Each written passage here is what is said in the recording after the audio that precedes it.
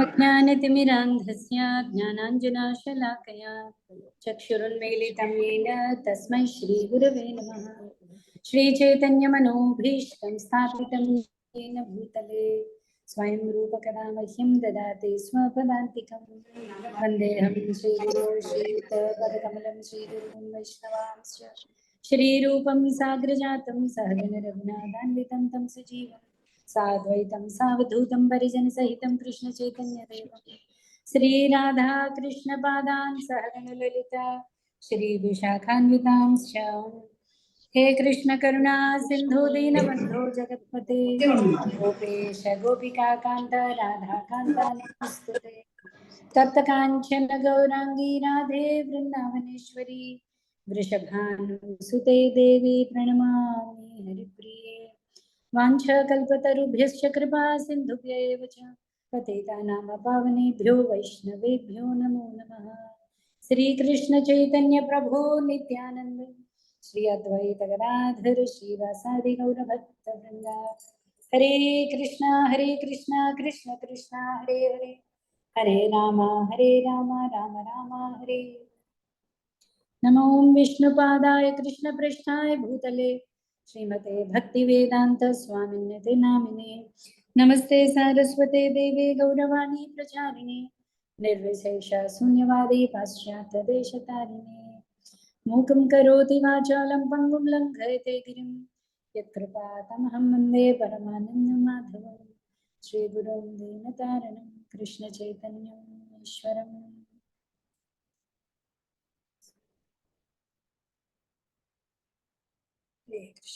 ओम नमो भगवते वासुदेवाय ओम नमो भगवते वासुदेवाय ओम नमो भगवते वासुदेवाय।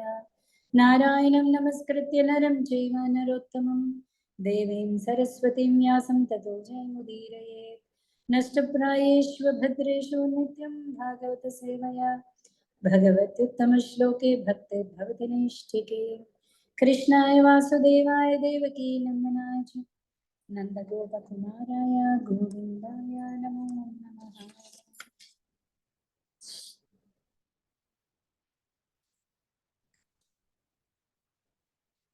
హరే కృష్ణ అండి. సో మొదటి కథల్లో ఉన్నాం. శ్రీకృష్ణుడు హస్తినాపురాన్ని విడిచి ద్వారకా నగర ప్రవేశం చూసాను. ద్వారకా నగరం ప్రవేశించినప్పుడు ఒక్కొక్క బంధువుని కృష్ణుడు తగి రీతితో అభినందించాడు, నమస్కరించాడు, ఆశీర్వదించాడు. అలాగే రాణుల దగ్గరకు వచ్చినప్పుడు మనం ప్రత్యేకించి అంటే రాణులందరూ కూడా మహా సౌందర్యవంతులు. ఓకే, అంటే మన్మధుల్ని కూడా తలదన్ని సౌందర్యం. కానీ ఆ సౌందర్యం వల్ల ఆకర్షణీయుడు కాలేదు కృష్ణుడు, వాళ్ళ భక్తికి ఆకర్షణీయుడు. అది మనం ప్రభుపాద వారు భాష్యంలో చాలా చక్కగా రాస్తారు. అంటే కృష్ణుడు సౌందర్యం ఇచ్చేవాడు. మనకి కృష్ణుడికున్న షడ్గుణ ఐశ్వర్యాలలో సౌందర్యం ఒకటి. సో సౌందర్యం సంపూర్ణం ఉంటే కృష్ణుడు. సో ఏ సౌందర్యం కృష్ణుడిని ఆకర్షిస్తుంది? రాణులందరూ సౌందర్యం కంటే కూడా భక్తి, వాళ్ళ భక్తి. మనం కృష్ణ లీలలో చూస్తాం. కృష్ణుడు కుబ్జ దగ్గరికి వెళ్ళి కుబ్జ భక్తికి మెచ్చి, కుబ్జ యాక్చువల్లీ ఏంటి, కంసుడికి తీసుకెళ్తాం చందనాది లేపనాలు. బలరామకృష్ణులు అడిగారు, మాకు కూడా రాస్తావు ఏంటి అంటే వెంటనే ఆవిడ చాలా ధైర్యంగా, అప్పుడు కంసుడి పరిచారిక ఆవిడ, కృష్ణుడికి రాసింది. ఆవిడ భక్తికి మెచ్చి కృష్ణుడు ఏం చేశాడు, కుబ్జకి ఏమిచ్చాడు కృష్ణుడు? ఆలింగనం ఇచ్చాడు. లాగి పట్టాడు, కాలు తొక్కాడు, కాలుతో ఒక కాలు పెట్టి తన గూని కదా, ఆ గూని ఇలా తీసి సాగదీసి అతి సౌందర్యవంతంగా అయిపోయింది. సో సౌందర్యం ఇచ్చేవాడే కృష్ణుడు. ఏ సౌందర్యంతో అంటే ఈ భౌతిక సౌందర్యంతో మనం భగవంతుడిని ఆకర్షించాలి. సో రాణులందరి యొక్క సేవాభావం వల్ల కృష్ణుడు ఆకర్షితుడయ్యాడు. గోపికల సేవాభావం, ఆ ప్రేమకి భగవంతుడు ఆకర్షితుడవుతాడు. సేవాభావం, ప్రేమ. మనం అనుకునే ఈ భౌతిక ఆకర్షణ కాదు. అంటే అక్కడ స్పెసిఫిక్ ఎందుకు చెప్తున్నానంటే 16,000 మంది 108 భార్యలు అనగానే మనకి కృష్ణుడి గురించి మన వైపే ఆలోచిస్తాం. మన ఆలోచనకు తగ్గట్టే పక్షి తనెంత వరకు ఎగరగలిగితే అంతే ఎగురుతుంది. చాలాసార్లు చెప్పుకున్నాం. సో నా ఆలోచన ఎంతవరకు అయితే అంతే నేను భగవంతుడి మీద కూడా ప్రయోగిస్తాను.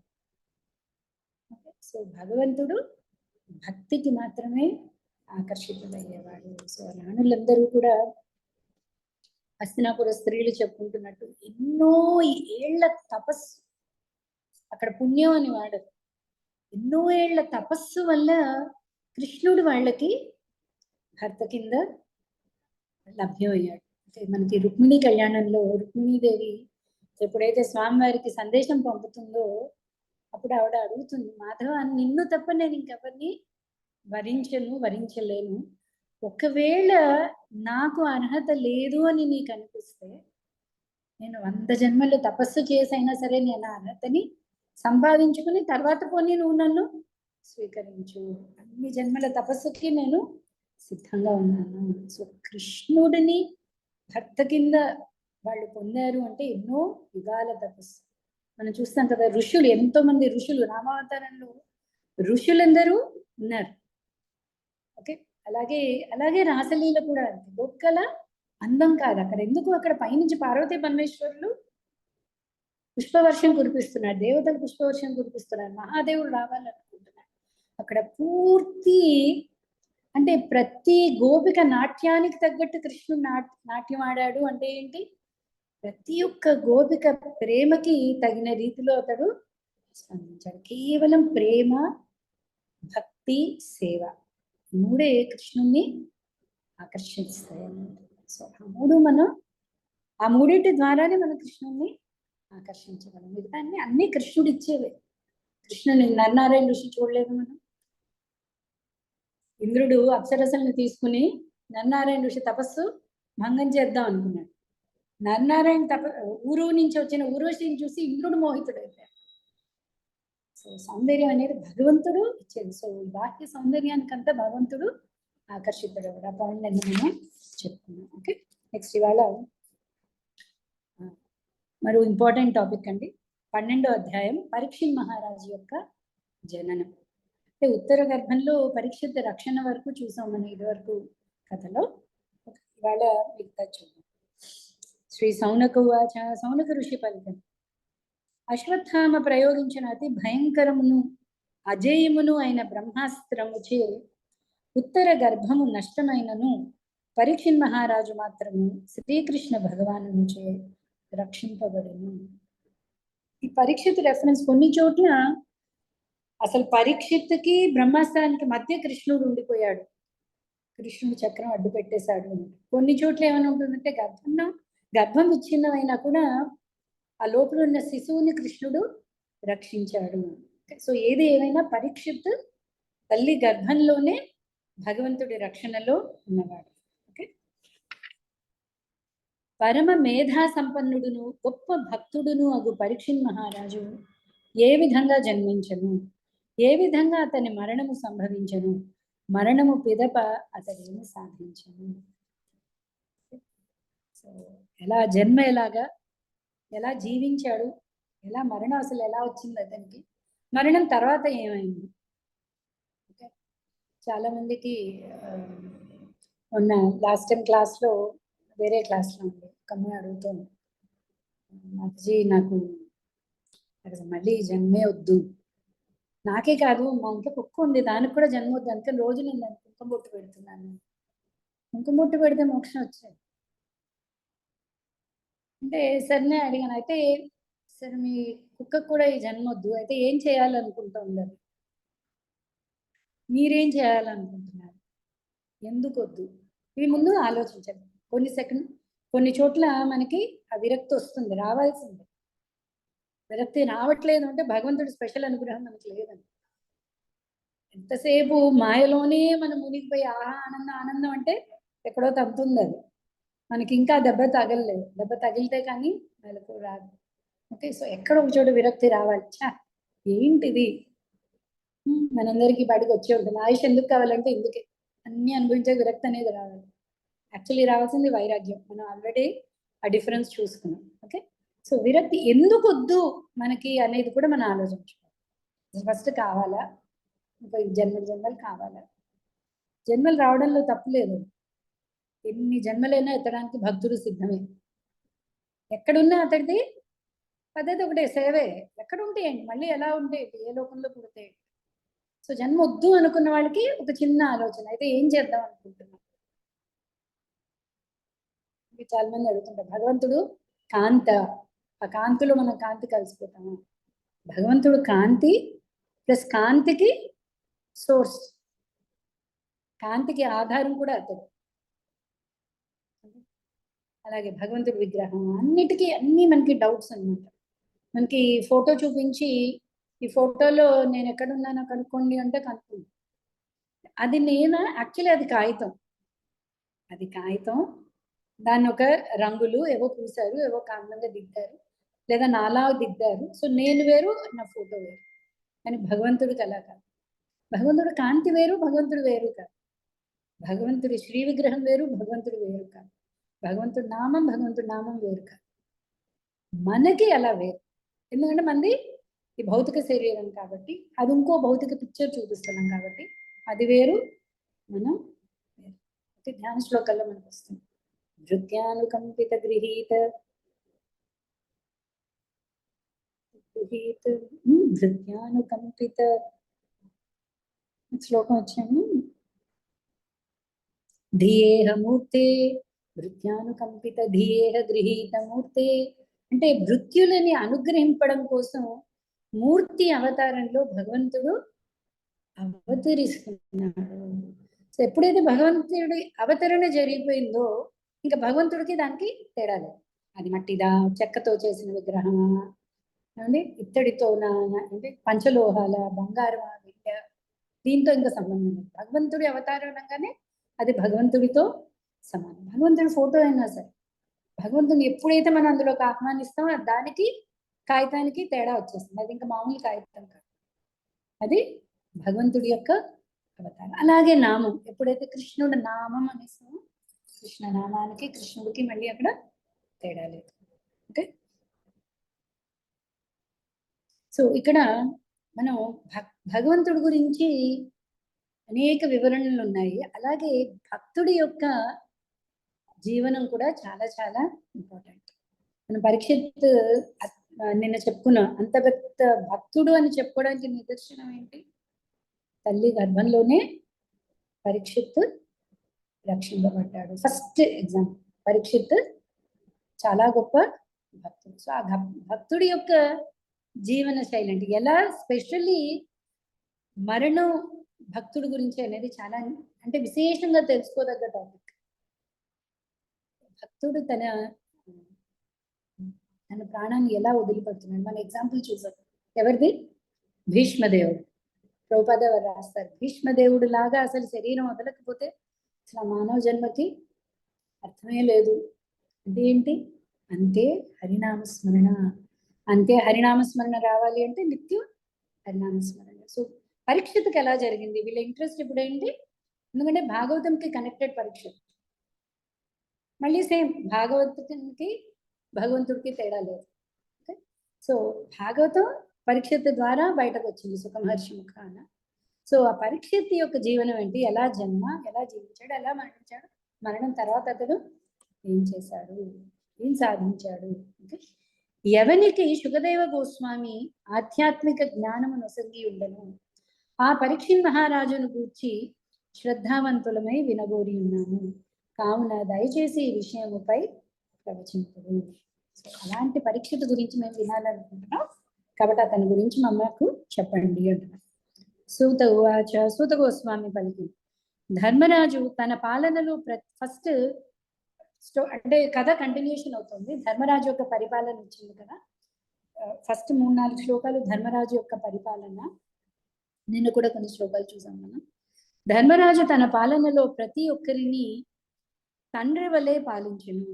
శ్రీకృష్ణ భగవానుని నిరంతర పాదపద్మ సేవ కారణమున అతడు స్వలాభాపేక్ష రహితుడై అన్ని రకముల ఇంద్రియ భోగము నుండి దూరుడై ఉండను. జనరల్గా ఎవరైనా రాజవంగానే లేదా మంత్రి పదవి రాగానే ముందు ఏది పెరుగుతుందండి?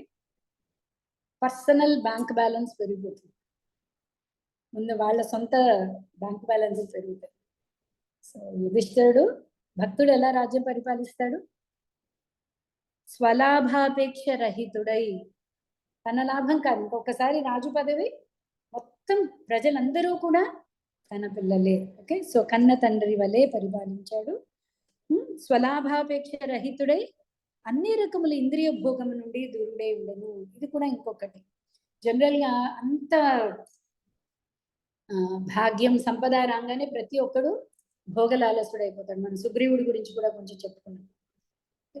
సుగ్రీవుడు కూడా రాజ్యాన్ని, యాక్చువల్లీ సుగ్రీవుడి పరిస్థితి చూడండి, భార్య పోగొట్టుకున్నాడు, రాజ్యం పోగొట్టుకున్నాడు, ప్రాణాలు అరచేతిలో పట్టుకుని బిక్కు బిక్కుమని. అక్కడైతే ఆ పర్వతం ఏంటి, ఋషిముఖి పర్వతానికి వాలి రాడు కాబట్టి అక్కడ తలదాచుకున్నాడు.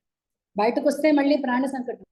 అలాంటి స్థితిలో ఉన్న సుగ్రీవుడికి రాముడు వచ్చి రాజ్యాన్ని ఇప్పించాడు, భార్యని ఇప్పించాడు, కిష్కిందకి రాజు కింద చేశాడు. వెంటనే భోగలాలస వచ్చేసి, భోగలాలస రాగానే మొత్తం మర్చిపోతాం. సో పరీక్షిత్ ఎలా డిఫరెంట్, భక్తులు దానికి భిన్నంగా ఉన్నాడు. సో ఎప్పుడూ కూడా స్వలాభాపేక్ష లేనందున యుధిష్ఠిరుడికి దేని మీద కూడా అపేక్ష లేదు. అంత సంపద ఉన్నా కూడా, అసలు ఎంత సంపద ఉందో మనకి తర్వాత చెప్తారు చూడండి నెక్స్ట్ శ్లోకంలో.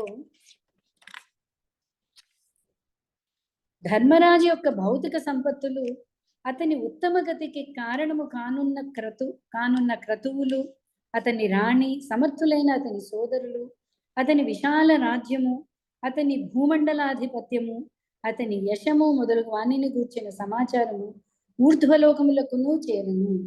ఎంతటి యశస్సు, ఎంతటి సంపద, ఎంతటి రాజ్యము అంటే పైలోకాల వరకు కూడా అయిపోయినప్ప ధర్మజుడి రాజ్యం చూడాలి, భూమండలాన్ని ఇప్పుడు కదా చూడాలి అని పైలోకాలకు కూడా కీర్తి వెళ్ళింది.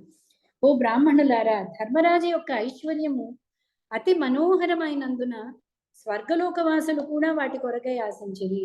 కానీ అతడు శ్రీకృష్ణ భగవానుని సేవ యందే అనురక్తుడగుట వలన ఆ దేవదేవుని సేవకు అన్యమైనది అతనిని సంతృప్తి పరుపలేరు. అంత సంపద అంటే స్వర్గలోకానికి కూడా అబ్బా అంత సంపద ఉంటే బాగుంటుంది అనుకునేంతగా అతని సంపద ఉన్నా కూడా అతడు నిత్యం కృష్ణ భక్తుడు కాబట్టి, కృష్ణుడి యొక్క దాసుడు కింద, భక్తుడి కింద తను ఉన్నాడు కాబట్టి భౌతికత్వం మీద ఎక్కడా కూడా అనురక్తి అనేది భగవంతుడి ఎందు అనురక్తి ఉందే కానీ భౌతిక సంపద మీద ఎక్కడ కూడా అతనికి రాగం లేదు. ఓకే, ఎందుకంటే ఇదేది కూడా అతనికి సంతృప్తి లేదు. ఏది సంతృప్తినిస్తుంది భక్తుడికి? భగవంతుడి యొక్క సేవ, భగవంతుడి యొక్క దర్శనం, భగవంతుడి యొక్క ఆలోచన, ఇదే అతనికి నిజమైన సంపద కింద భావించాడు. ఇవన్నీ సంపద కింద అతడు భావించలేదు. ఓ భృగునందన శౌనక, మహావీరుడైన పరీక్షిత్ మహారాజు తల్లి గర్భమున నిలిచి అశ్వత్థామచే ప్రయోగింపబడిన బ్రహ్మాస్త్రం యొక్క తేజము వలన వ్యధ చెందు సమయమున పరమ పురుషుడు తన చెంతకు అరుదించుచున్నట్లుగా గాంచను. సో ఇంతకుముందు చాప్టర్లో మనం కుంతి స్థుతి ముందు పరీక్షిత రక్షింపబడ్డమే చూసాం. సో ఆ తల్లి గర్భంలో ఏం జరిగినది అనేది ఇక్కడ మనకి ఎక్స్ప్లెయిన్ చేస్తున్నారు అన్నమాట. సో ఎప్పుడైతే అత్యంత వేడి వెలుగు వస్తుందో ఆ గర్భంలోని శిశువు భీతి చెంది చూస్తున్నాడు, ఏంటో తెలియదు తనకు. ఓకే, భగవానుడు కేవలము అంగుష్ట మాత్ర పరిమాణములో ఉన్నను దివ్యుడై కనిపెట్టెను.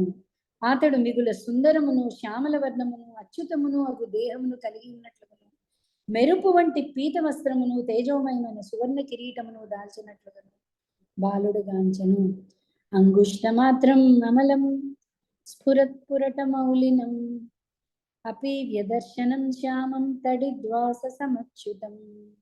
అచ్యుతం, విష్ణువు, కృష్ణుడు, ఎక్కడ ఈ డిస్క్రిప్షన్ వచ్చినా మనకి ఇదే ఉంటుంది. ఎలా ఉంటుంది దాన్ని? కృష్ణుడు ఏంటి వస్త్రం? పీత వస్త్రం, చతుర్భుజాలు, శంకు చక్ర గదా పద్మాలు, మకర కుండలాలు, ఓకే, పద్మం వంటి నేత్రాలు, దరహాసం. హాసం ఎలాంటిది? హాసం హరేరవనత అఖిలలోక తీవ్ర శోకాశ్ర సాగర విశోషణ మత్యుదానం. భగవంతుడి హాసం చూస్తే చాలు శోక సముద్రం అంతా కూడా ఎండిపోతుంది. ఓకే, సో ఎక్కడైనా ఇదే డిస్క్రిప్షన్ మనకి, భగవానుడు అంటే ఇదే డిస్క్రిప్షన్. ఓకే, అంగుష్ట మాత్రం, అంగుష్టం అంటే బొటనవేలు. ఎంత ఉన్నాడు లోపల శిశువు చూస్తున్నాడు, ఒక పక్క వెలుగు వేడి వస్తుంది. సో ఇప్పుడు మనం ఆ పిక్చర్ చూసాం కదా, మన దగ్గర ఉందనుకుంటా కదా.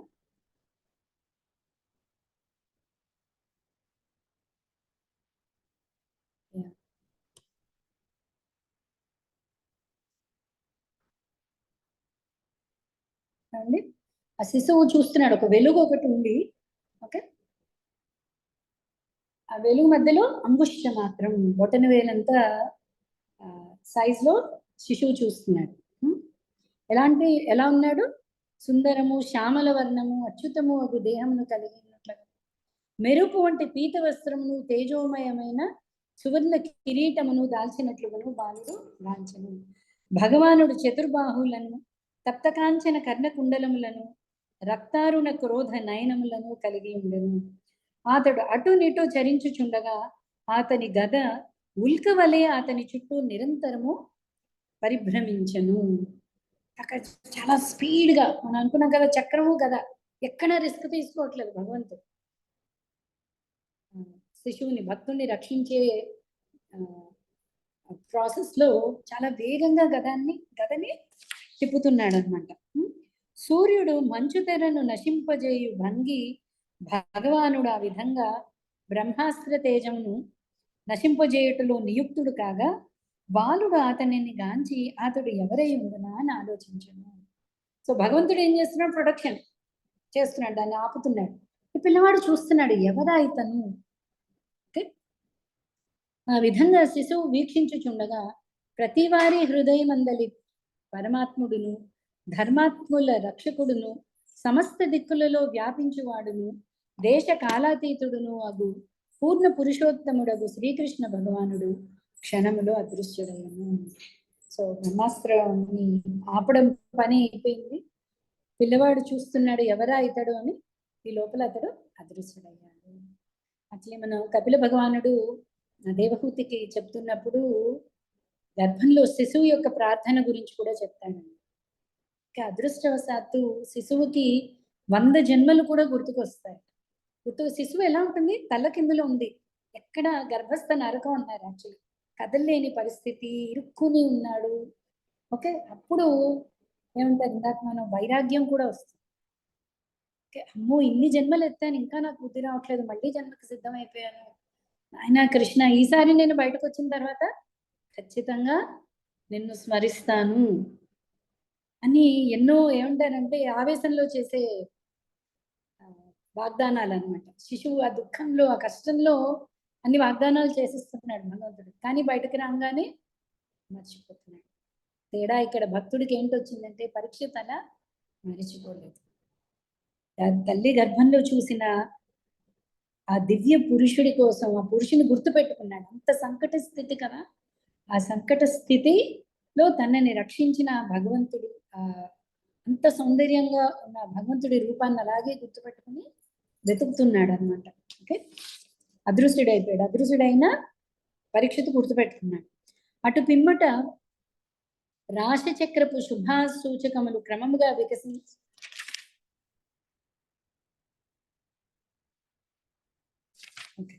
అటు పిమ్మట రాశి చక్రపు శుభాసూచకములు క్రమముగా వికసించినంతనే పాండురాజుతో సమాన తేజమును కలిగిన పాండు వంశధరుడు జన్మించను. ఆ తర్వాత పరీక్షిత్ జన్మించాడు.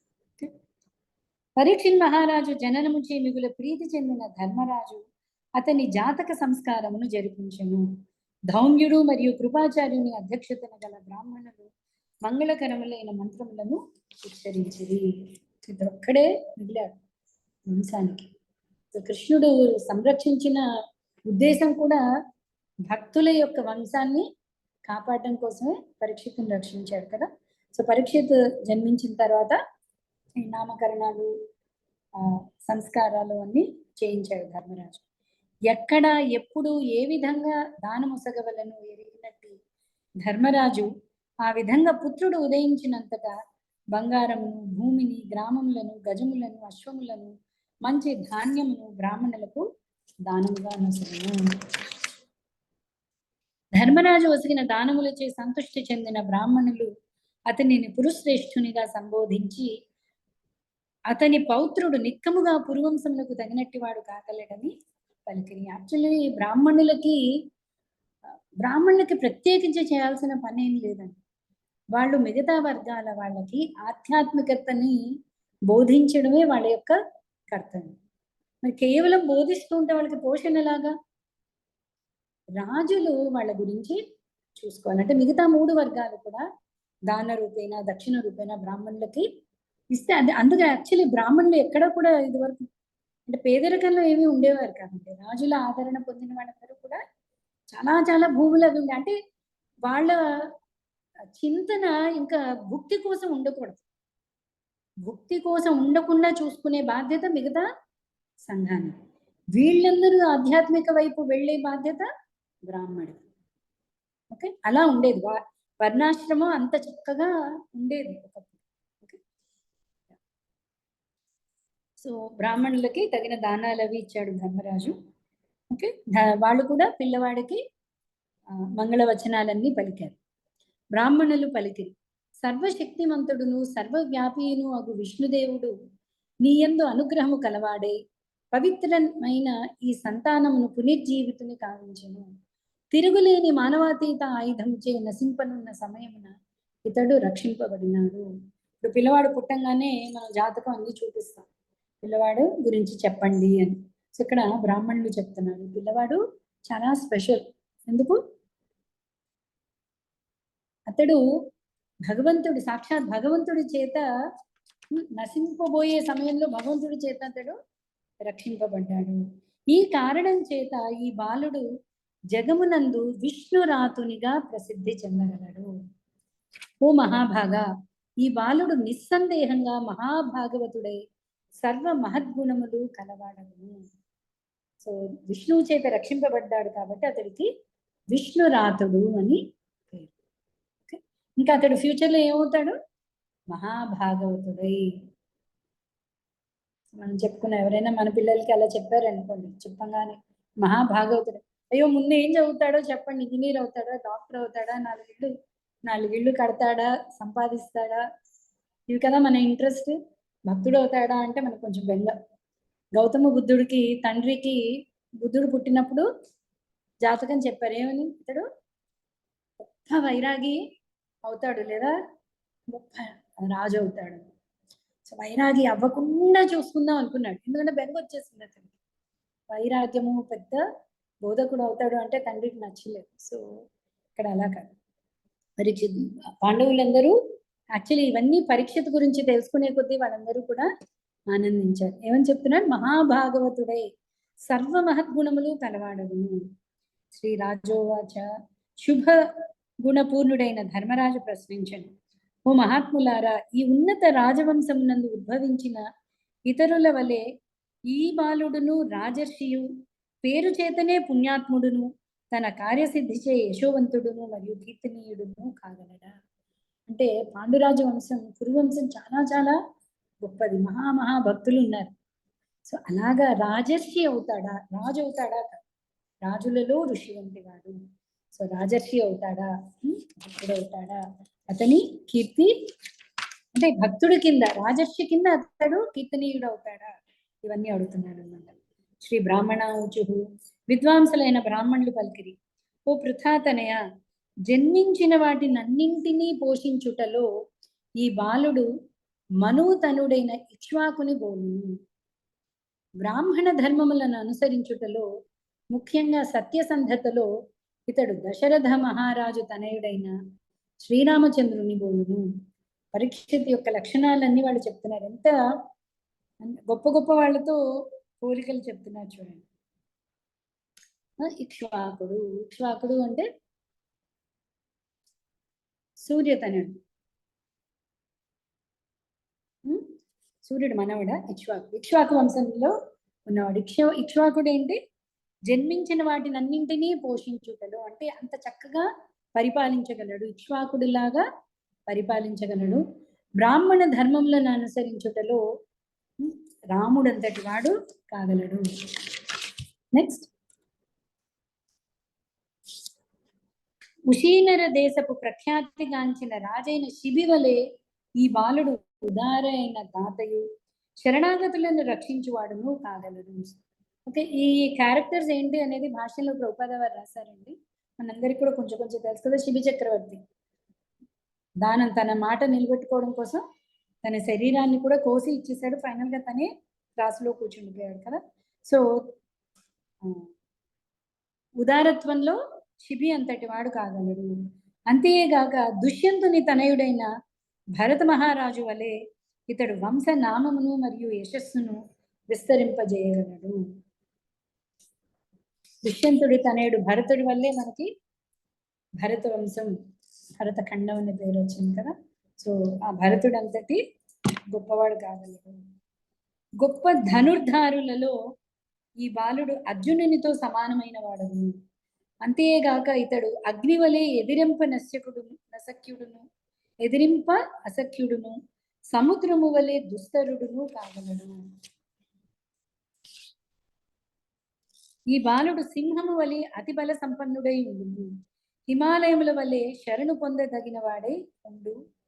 ఇతడు భూమి వలె ఓర్పును కలిగి పితరుల వలె సహిష్ణుతను కలిగి ఉండును. మనోసమత్వమునందు ఈ బాలుడు పితామహుడైన యుధిష్ఠిరుని లేదా బ్రహ్మదేవుని బోలును. ఔదార్యత్వమున కైలాసపతి యొక్క శివుని బోలు ఇతడు లక్ష్మీదేవికి ఆశ్రయుడైన నారాయణుని వలె ప్రతి ఒక్కరికి ఆశ్రయము కాగలడు. ఎలా అయితే భగవంతుడి రక్షణలో అందరూ సురక్షితంగా ఉంటారు, అలాగా ఇతడు కూడా తన అందరికీ కూడా సరైన ఆశ్రయం కాగలడు. శ్రీకృష్ణుని అడుగుజాడలనే అనుసరించుచు ఈ బాలుడు ఆ దేవదేవునితో దాదాపు సముడు కాగలడు. ఉదార స్వభావములో రంతిదేవుని అంత ఘనుడు కాగలడు. ఇతడు ధర్మమునందు యయాతి మహారాజును పోలును. ఇవన్నీ కూడా భక్తుడి వర్ణన కూడా చాలా గొప్పగా ఉంటుందంటే అన్ని గుణగణాలు మనం చెప్పుకున్నాం కదా. గోపికలకి అంటే భక్తుడికి కావలసినవన్నీ కూడా కృష్ణుడు పూరుస్తాడు అన్నమాట. అన్ని ఆటోమేటిక్ గా ఎవరైతే సరైన భక్తుడు ఉన్నా వాడికి అన్ని కళలు ఆటోమేటిక్ గా అబ్బుతాయి. ఓకే, సో కృష్ణ మనువ్రత శ్రీకృష్ణుని అడుగుజాడలనే అనుసరించుచు ఈ బాలుడు ఆ దేవదేవునితో దాదాపు సముడు కాగలడు. ఓకే, ఉదార స్వభావంలో రంతిదేవుడు కథ కూడా మీకు తెలుసు కదండి. అనుకున్న ఆఖరి మంచినీళ్ళు కూడా చండాలుడికి ఒకటి. ఉదార స్వభావం అంటే డిటాచ్మెంట్. ఉదార స్వభావం ముఖ్యంగా ఏంటి అంటే దానగుణం కంటే దాని మీద ఆసక్తి లేకపోవడం, తనకంటూ ఏంటి ఆసక్తి లేకపోవడంలో రంతిదేవుడు అంతటి వాడు. ధైర్యమునందు ఈ బాలుడు బలి మహారాజును బోలును. ప్రహ్లాదుని వలె గొప్ప కృష్ణ భక్తుడను. పెక్కు అశ్వమేధ యాగములను అనరించి వృద్ధులను అనుభవజ్ఞులను అనుసరించును. సో బలి మహారాజు గురించి కూడా మనం డీటెయిల్ గా సప్తమ స్కందంలో చదువుతామండి. రాజర్షులైన వారికి ఈ బాలుడు కన్న తండ్రి వలె అగును. ప్రపంచ శాంతి కొరకు మరియు ధర్మ పరిరక్షణ కొరకు ఇతడు ఉత్పాతము కలిగించు వారలను కలహప్రాయులను దండించువాడు కాగలడు. ఫస్ట్ తండ్రిలాగా ఉన్నాడు అంటే అక్కడ కూడా మనం ఈ పాయింట్ చెప్పుకోవాలండి. తండ్రిలాగా అంటే ఏంటి? ఎక్కడైతే కరెక్ట్ చేయాలో అక్కడ కరెక్షన్. దండన అనేది తండ్రి పిల్లవాడి బాగు కొరకే. సో రాజు అన్నవాడు ఏంటి? దండన ఎందుకు ఇస్తాడు? వాళ్ళని కరెక్ట్ చేసే ఉద్దేశం. అదే రక్షణ కావలసిన చోట రక్షణ కల్పిస్తూ. సో కలహప్రాయులను దండించువాడు కాగలడు అంటే దుష్ట శిక్షణ శిష్ట రక్షణ. బ్రాహ్మణ బాలునిచే పంపబడిన తక్షకుని కాటు ద్వారా సంభవింపనున్న తన మృత్యు వార్తను విని ఇతడు ముక్త సంగుడై దేవదేవుడైన శ్రీకృష్ణుని శరణమును పొందును. ఇది కూడా పరీక్షిత జననం అప్పుడే బ్రాహ్మణులు చెప్పేశారు. ఏమని చెప్పారు? బ్రాహ్మణ బాలునిచే పంపబడిన తక్షకుని కాటు ద్వారా మృత్యువార్తని విన్న ఇతడు ఏం చేస్తాడు? ముక్త సంగుడై దేవదేవుడైన శ్రీకృష్ణుని శరణమును పొందును. సో ఇది విన్న తర్వాత పాండవులకి ఏ కలత లేదు. జనరల్ గా మనకి జాతకం అంతవరకు చెప్పరు. సపోజ్ ఎవరికైనా 80 ఏళ్ళ జీవితం అనుకోండి, 80 ఏళ్ళ వరకు వీళ్ళు ఆరోగ్యంగా ఉంటారు అనే రాస్తారు. మీరు ఎప్పుడైనా జాతక చక్రం రాయించుకున్నారు? ఎందుకంటే అది చెప్పరు. ఎందుకంటే అది చెప్తే అందరికీ దుఃఖం వస్తుంది. 100 ఏళ్ళకి చెప్పినా కూడా దుఃఖం వస్తుంది. ఓకే. కానీ ఇక్కడ వీళ్ళు చెప్తున్నారు ఏ కారణం చేత పరీక్షిత్తుకి మరణం వస్తుంది అని చెప్తున్నారు. కానీ ఆ శాపం విన్న తర్వాత పరీక్షిత్ ఏం చేస్తాడు? శ్రీకృష్ణ ఆశ్రయంలో అతడు మరణిస్తాడు అని చెప్తున్నాడు. సరైన ఆత్మజ్ఞానమును గూర్చి గొప్ప తత్వవేత్త అయిన వ్యాససుతిని ప్రశ్నించిన పిదప ఇతడు సమస్త భౌతిక సాంగత్యంను త్యజించి అభయత్వంను సాధించును. ఇక్కడే మనకు అర్థమైపోతుంది ఇంతటి కారణజన్ముడు పరీక్షిత్తు. ఇంతటి భక్తుడు అక్కడ బ్రాహ్మణ శాపానికి గురి అవుతున్నాడు అంటే అది కేవలము భీష్ముడికి సంభవించినట్టుగా, పాండవులకి సంభవించినట్టుగా అక్కడ పరిస్థితి కూడా అది కేవలం భగవంతుడి యొక్క ఏర్పాటు. ఓకే, అంతేకాని ఈ కర్మ ఫలితం వల్ల పరీక్షిత్తుకి శాపం రాలేదట. ఓకే,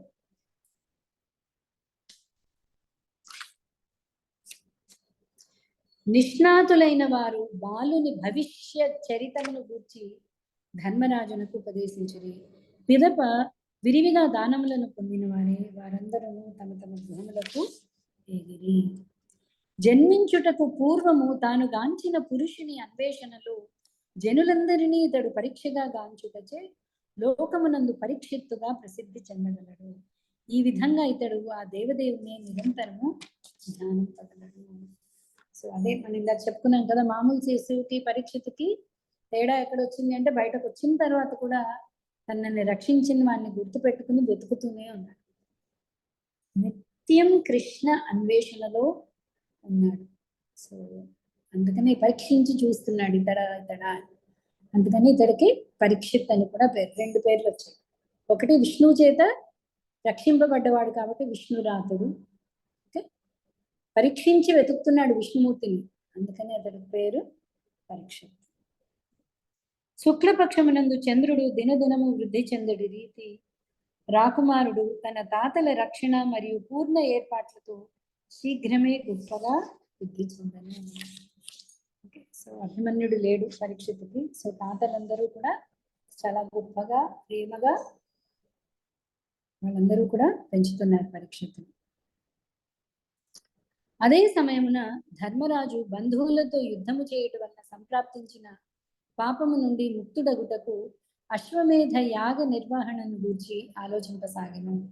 కానీ శిస్తులు దండనా రుసుములకు అన్యముగా ధన నిల్వలు లేకుండాచే ధన ప్రాప్తిని గూర్చి అతడు విచారగ్రస్తుడయ్యాను. సో రాజున్న వాడు ఖచ్చితంగా ఈ యజ్ఞాలు అలాగే యుద్ధం చేసినప్పుడు దానికి ప్రాయశ్చిత్తం కింద అశ్వమేధ యజ్ఞాలు ఇవన్నీ కూడా చేయాలి. సో యుధిష్ఠిరుడు కూడా అశ్వమేధ యజ్ఞాన్ని చేద్దాము అని అనుకున్నప్పుడు ఇప్పుడు ప్రజల నుంచి కలెక్ట్ చేసిన శిస్తులన్నీ కూడా వాళ్ళ యొక్క సంరక్షణ కోసమే వాడాలి. ఓకే, సో అలాగా మరి యజ్ఞం కోసం ఏంటి అన్నప్పుడు యజ్ఞం కోసం ఈ సంపద కొంచెం తగ్గిందనమాట. సో ధర్మరాజు యొక్క హృదయాభిలాషను అవగతం చేసుకునే వారే అతని సోదరులు అచ్యుతుడైన శ్రీకృష్ణునిచే ఉపదేశింపబడి ఉత్తర దిక్కు నుండి మరుత్తునిచే ధనరాశులను సమృద్ధిగా కొనివచ్చిరి.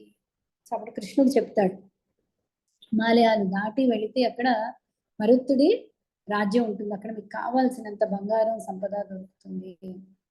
ఆ మరుత్తుడు ఎంత గొప్పవాడు అంటే ఒక పర్వతం, బంగారు పర్వతమే ఉండేది. అతడు అక్కడ బ్రాహ్మణులకి భోజనాలకి అవి పిలిచినప్పుడు భోజనాలు బంగారు పళ్ళాల్లో పెట్టాడు. ఆ బ్రాహ్మణుడు బంగారు పళ్ళం మొయ్యలేక తీసుకుని ఎక్కడ వెళ్తామని అన్ని అక్కడే వదిలిపెట్టేశారు. సో ఆ బంగారం అంతా కూడా అక్కడే ఉంది, అది వెళ్ళి తెచ్చుకోమని కృష్ణుడు చెప్పాడు. అర్జునుడికి ఉన్న మరొక పేరు ధనంజయ. సో యుధిష్ఠిరుడికి కావలసిన యజ్ఞానికి కావలసిన అశ్వమేధ యజ్ఞానికి కావలసిన సంపదలకు ఇద్దరు భీమార్జునులు ఇద్దరూ వెళ్ళి అది సంపాదించుకుని వచ్చారన్నమాట. ధర్మరాజు ఆ ధనరాశులతో 3 అశ్వమేధ యాగములకి సంభారములను సంపాదించను. కురుక్షేత్ర యుద్ధానంతరము మిగుల భీతావహుడైన అతడు ఆ విధంగా దేవదేవుడైన శ్రీకృష్ణుని సంతృప్తిపరచను. సో ఎన్ని యజ్ఞాలు ఆచరించినా ముఖ్య ఉద్దేశం ఏంటండి? యజ్ఞుడి కోసం, యజ్ఞుడి ప్రీత్యర్థం. యజ్ఞుడు అంటే విష్ణు. యజ్ఞార్థాత్ కర్మణోన్యత్ర లోకోయం కర్మబంధన. పోయమని చెప్పండి, నేను పేమెంట్ తర్వాత చేస్తాను. ఓకే.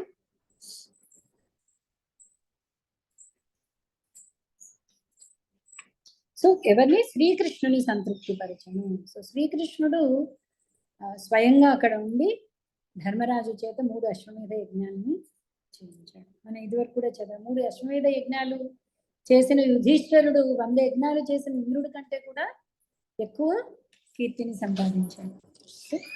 ధర్మరాజుచే యజ్ఞములకు ఆహ్వానింపబడిన పూర్ణ పురుషోత్తముడైన శ్రీకృష్ణ భగవానుడు ఆ యజ్ఞములను యోగ్యులైన బ్రాహ్మణులచే నిర్వహింపచేశాను.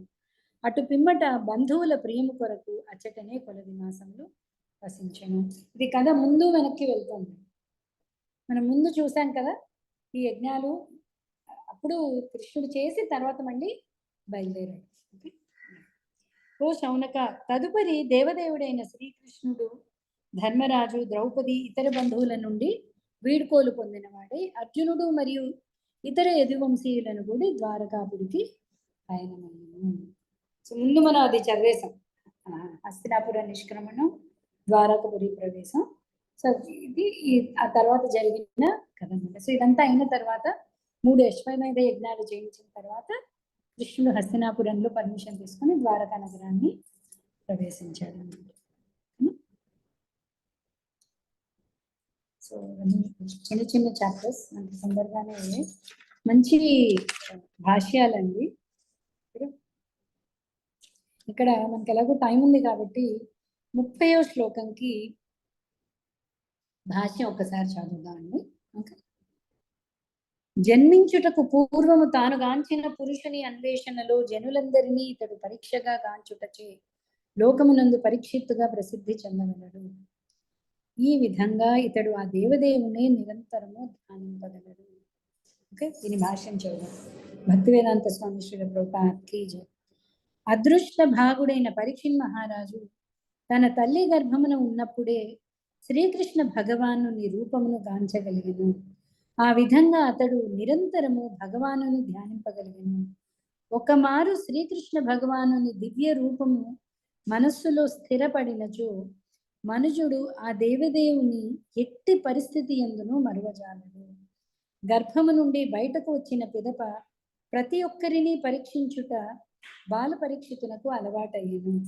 గర్భమునందు తొలుత తాను గాంచిన పురుషుడు అతడేనా అని ప్రతి ఒక్కరిని అతడు పరీక్షించను. కానీ ఎవ్వరునూ భగవానునితో సమానముగా కానీ అధికముగా కానీ ఆకర్షణీయులు కానందున ఎవ్వరినీ అతడు అంగీకరింపలేదు. కానీ అట్టి పరీక్ష ద్వారా భగవానుడు అతనితోనే నిరంతరము నిలిచి ఉండెను. ఆ విధంగా స్మరణము ద్వారా పరీక్షిత్ మహారాజు సర్వదా భక్తియుత సేవలో నియుక్తుడై ఉండెను.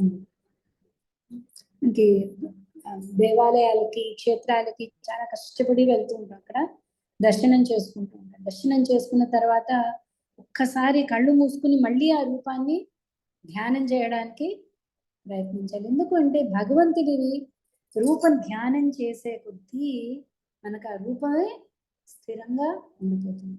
మన ఇప్పుడు చాలా మంది మీరు ధ్యాన శ్లోకాలు నేర్చుకున్నారు అన్నట్టు లలిత గారు మీకు ఇవాళ పంపిస్తాను పాదాల గురించి.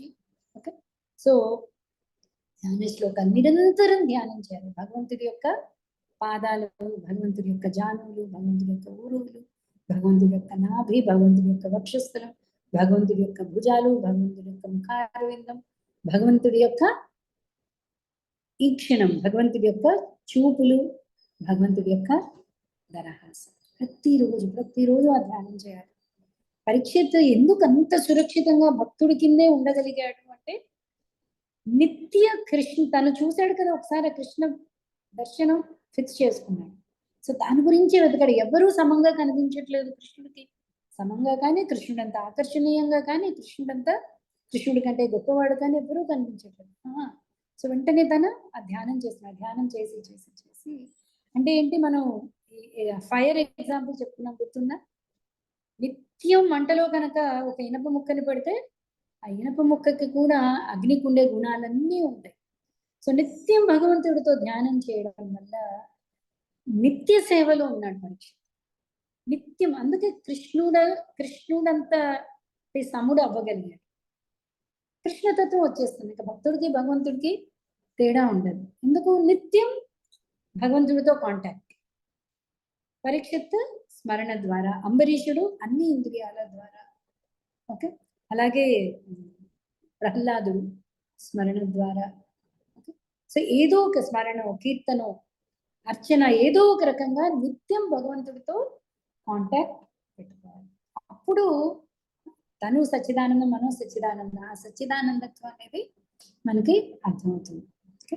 బాల్యము నుండియే ప్రతి బాలునికి శ్రీకృష్ణ భగవానుని రూపమును తెలియజేసినచో నిక్కముగా అతడు పరీక్షిత్ మహారాజు వలె గొప్ప కృష్ణ భక్తుడు కాగలడని ఈ సందర్భమున శ్రీల జీవ గోస్వామి పలికి ఉండేది. అందుకే చిన్నప్పటి నుంచి ఈ ధ్యాన శ్లోకాలు, భగవంతుడు ఇలా ఉంటాడు అని పిల్లల్ని తీసుకువెళ్ళడం కానీ, అందుకని ప్రతి ఒక్కళ్ళ ఇంట్లో కూడా శ్రీ విగ్రహం అనేది ఉండాలి. ఆ విగ్రహ సేవ పిల్లలకి కూడా అలవాటు చేయాలి. ఏం లేదు నాన్న, రోజు ఒక పండు తీసుకెళ్ళి పెట్టు భగవంతుడికి, కళ్ళు మూసుకో ధ్యానం చేయ, కృష్ణుడు తింటాడు. ఓకే, లేదా విగ్రహారాధన చేస్తున్నప్పుడు సేవ అయినా సరే చిన్నప్పటి నుంచి ఆ రూపం, భగవంతుడి యొక్క వర్ణన అనేది పిల్లలకి నేర్పించాలి అని జీవ గోస్వామి చెబుతున్నారు. తల్లి గర్భమునందే భగవానుని దర్శించడి అవకాశమును పొందుటకు మనుజుడు పరీక్షిత్ మహారాజు అంతటి అదృష్టవంతుడు కాకపోవచ్చు. కానీ అతడు అంతటి అదృష్టవంతుడు కాకపోయినను తల్లిదండ్రులు అతడు అదృష్టవంతుడు కావాలనని కోరినచో అతనిని ఆ విధంగా చేయవచ్చును. అతనికి పరీక్షితుకున్నంత భాగ్యం ఉండకపోవచ్చు, కానీ తల్లిదండ్రులు ఎప్పుడైతే ఆ కోరిక ఉందో, అందుకనే స్పెషల్లీ గర్భంతో ఉన్న తల్లులు చక్కటి భగవత్ రూప వర్ణన, కీర్తన, భాగవత పురాణాలు, కథలు ఎందుకు చదవాలి? కనీసం ముందు తల్లిదండ్రులకు ఆ కోరిక ఉండాలి. అదే చిన్నప్పటి నుంచి నా పిల్లలకి భక్తి అనేది అలవాటు అవ్వాలి అనే కోరిక తల్లిదండ్రులకు ఉంటే పిల్లవాడిని పరీక్షిత్ అంత అదృష్టవంతుడిని చేయొచ్చు అని చెప్తున్నారు. ఓకే, ఈ విషయమున నా జీవితమునందే చక్కని ఉదాహరణము కలదు. ప్రభుపాద వారు తన యొక్క బాల్యం గురించి ఇక్కడ చెప్తున్నారు. మా తండ్రి గారు విశుద్ధ భక్తులు. 4-5 సంవత్సరముల ప్రాయుడనై ఉన్నప్పుడు ఆయన నాకు రాధాకృష్ణుల శ్రీ విగ్రహములను ఒసగి ఉండిరి. ఆటపాటల ధోరణిలో నేను నా సోదరితో కలిసి ఆ శ్రీమూర్తులను పూజించుచుండెడివాడను. మాకు దగ్గరలో గల రాధా గోవింద మందిరంలోని పూజా కార్యములను నేను అనుకరించుచుండెడివాడను. ఆ విధంగా ప్రక్కనే ఉన్న రాధా గోవింద మందిరమును సతతము దర్శించుచు మరియు నా క్రీడామూర్తుల కొరకే పూజా కార్యములను అనుకరించుచు శ్రీకృష్ణ భగవానుని పట్ల నా సహజ అనురాగము వృద్ధి అయినది. ప్రభుపాద బాల్యం చెప్తున్నారు. తన తండ్రి చిన్న రాధాకృష్ణుని విగ్రహాలు ఇచ్చేవారు. ఇప్పుడు భక్తులు అలాంటివి ఇస్తుంటారు. చాలా మంది ఇప్పుడు ఏంటి ఇస్తుంటారు? టెడ్డీ బేర్లు ఇస్తున్నారు. ప్రభుపాద అవన్నీ డస్ట్ కలెక్టింగ్ అనమాట. ఎక్కడ లేని రోగాలు కూడా వాటి నుంచి వస్తాయి. అదేమో పిల్లలు వదలరు, అవి పట్టుకుని వదలరు. అవి కొన్ని రోజులకి అది చూస్తే ఇంకా కల్లోకి వచ్చే టైప్లో అతుక్కుని ఉంటారు పిల్లలు. సో దేనితో వాళ్ళకి మనం అటాచ్మెంట్ పెంచాలి? అది తల్లిదండ్రులు పాపం నిజంగా పిల్లల్ని అదృష్టవంతులు చేయొచ్చు. ఆ పరీక్షిత్ కాబట్టి గుర్తుపెట్టుకున్నాడండి, తల్లి గర్భంలో చూశాడు కాబట్టి. పరీక్షిత్ అంతా భాగ్యం వస్తే సరే, కానీ మన చేతిలో కూడా ఉంది. మనం చిన్నప్పటి నుంచి పిల్లలకి అది అలవాటు చేయొచ్చు. అది రాస్తున్నారు. సో ప్రభుపాద వారు కూడా చిన్నప్పటి నుంచి అక్కడ మందిరంలో చూసేవారు. మందిరంలో ఏ పూజలు చేస్తున్నారో ఇక్కడ తండ్రి తనకిచ్చాడు కదా, వచ్చి ఆ పూజలు చేసేవారు. అలాగే ప్రభుపాద వారు చిన్నప్పుడు రథయాత్ర పిక్చర్ కూడా ఉండాలి. చిన్నప్పటి నుంచే అక్కడ రథయాత్ర చూసి ఇక్కడ కూడా ఆ ఉత్సాహం చూసి తండ్రి పాపం ఒక చిన్న రథం తయారు చేసి ఇచ్చాడు. సో ప్రభుపాద వారు ఆ రథంలో తన మూర్తుల్ని పెట్టి రథయాత్ర చేసేవారు అన్నమాట.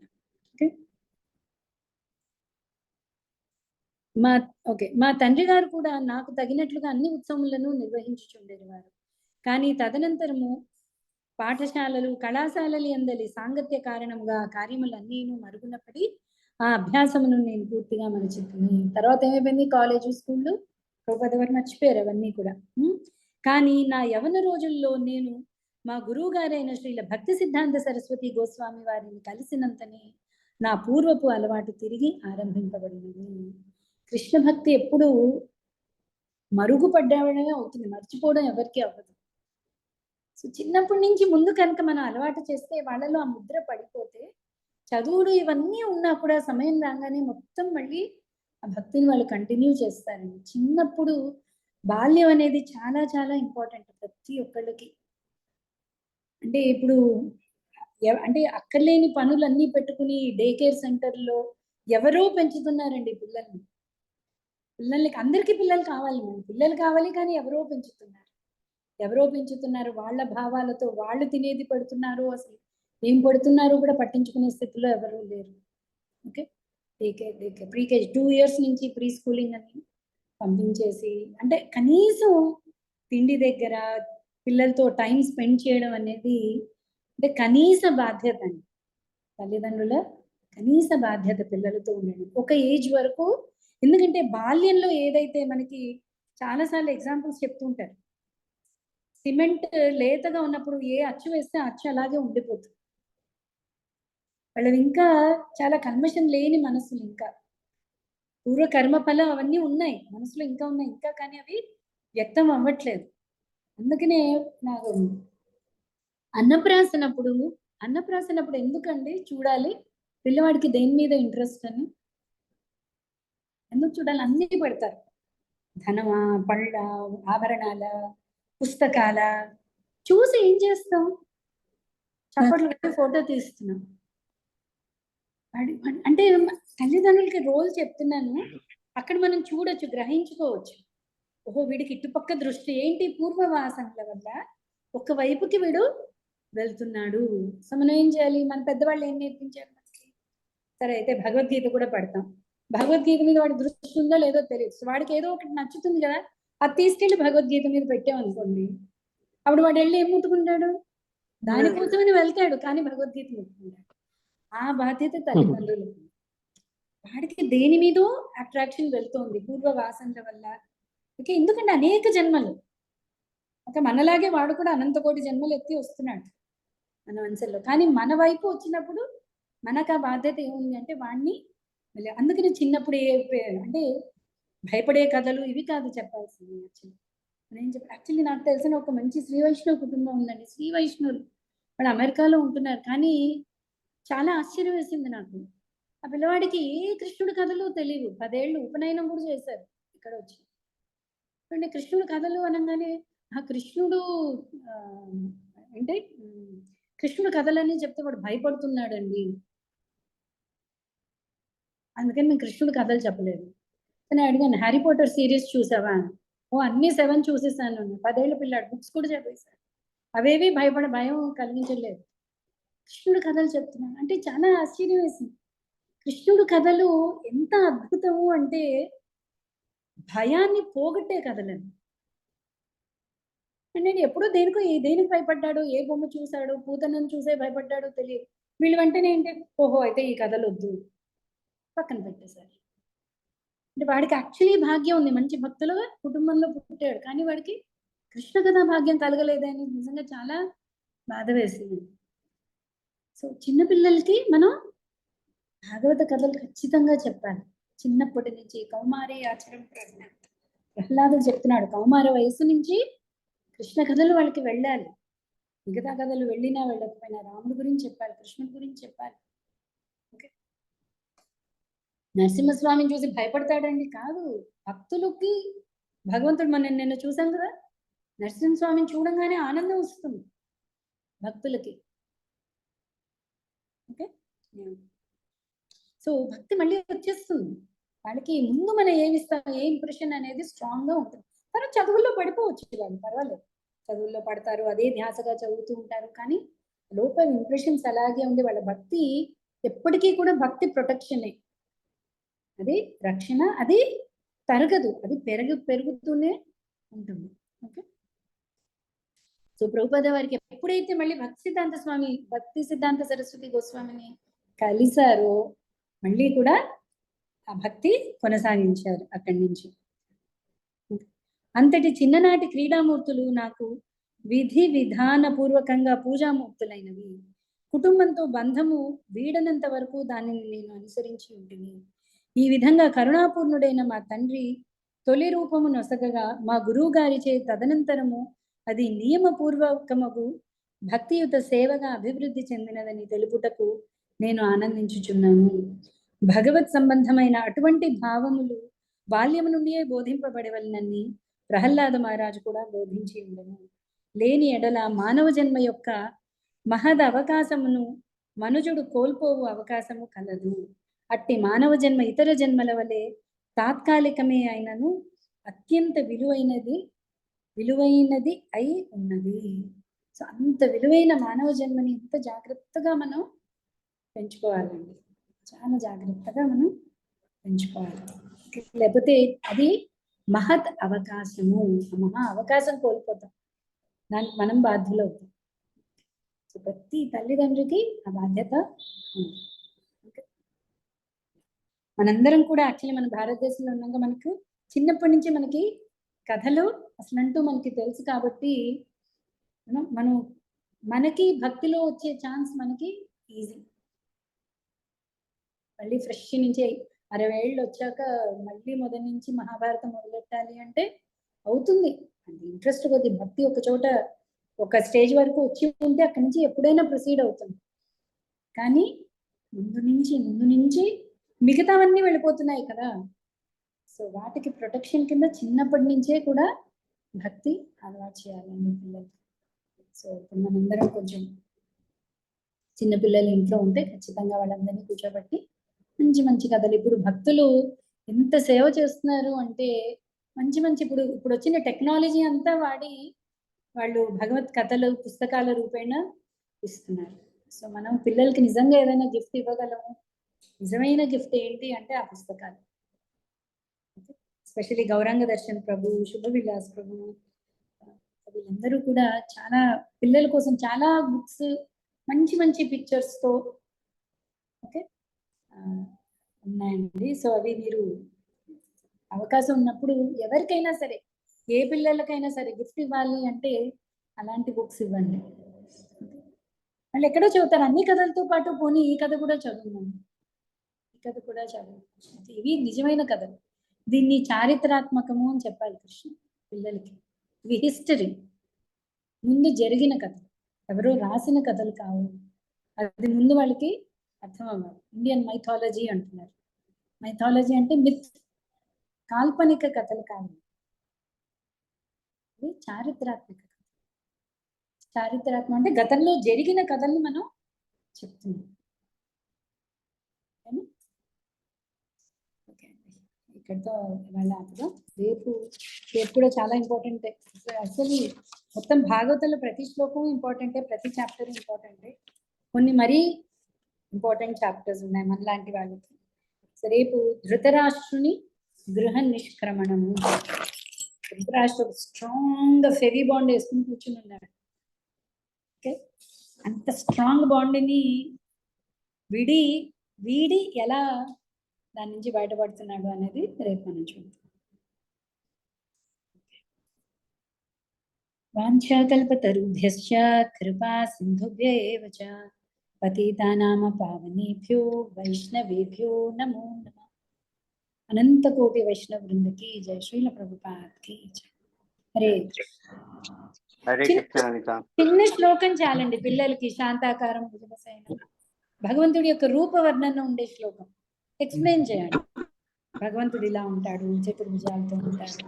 ఒకవేళ చిన్న శ్లోకాలు, రూపవర్ణన శ్లోకాలు పిల్లలకి అలవాటు చేస్తే పరీక్షిత్తులాగా ధ్యానం చేసుకుంటారు. హరే కృష్ణ. హరే కృష్ణ. హరే కృష్ణ మేడం.